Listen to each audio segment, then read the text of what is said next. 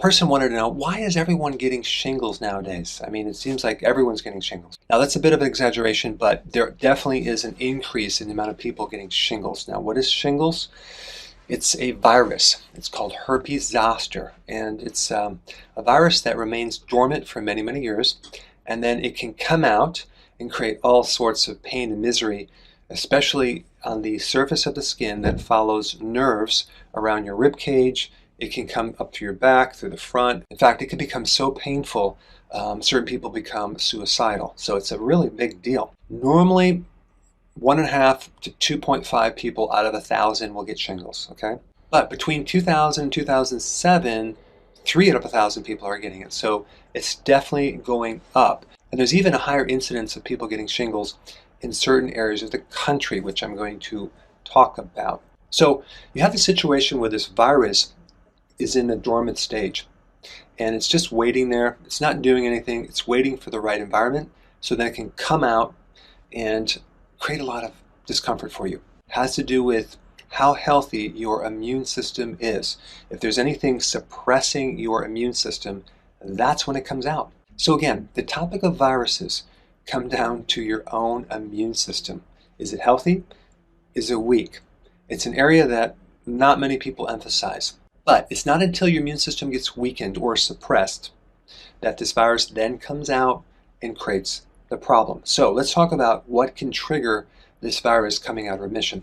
Number one, drugs for cancer, drugs for asthma, prednisone, drugs for autoimmune diseases, all will suppress your immune system. Number three, radiation has a strong effect of bringing this virus out of remission. So how are you exposed to radiation? Well, you can get an x-ray, or what about sun? Why is it that the majority of outbreaks of shingles occur during the summer months? It's because of the sun. So more sun, more radiation, more outbreaks. Stress can be a big factor in whether this virus comes out of remission. A poor diet, lack of nutrients, lack of sleep. And number 7, and this is why I'm doing this video, this is an extra thing that I didn't know before. I found some interesting research on it, so I wanted to share it with you. Pesticides and insecticides.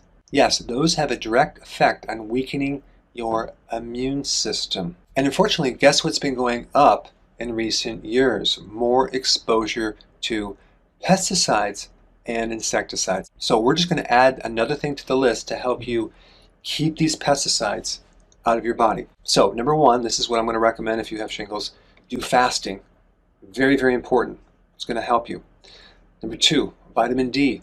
Probably about between 40 and 50,000 IUs, because you need a very strong natural thing that acts like cortisol to actually put this thing back in remission, but not sun. Even though the sun helps you activate vitamin D, I'm going to recommend getting the vitamin D directly from a supplement and not getting the radiation, because vitamin D will help, but we don't need the radiation in this situation. Number 3, vitamin C. In this case, I would take higher amounts, like 1,000 milligrams 3 times a day. Number 4, zinc. I would probably take anywhere between 50 to 100 milligrams of zinc. Number 5, L-lysine. Number 6, melatonin. And number 7, to pull out these pesticides, I would start consuming more cruciferous vegetables. And the one I would eat more of would be radishes, okay? Radishes have a very potent effect at creating the detox that you need to pull out these pesticides and insecticides. And of course, start eating organic as well, because that's going to be vitally important. All right, thanks for watching, and I will see you in the next video.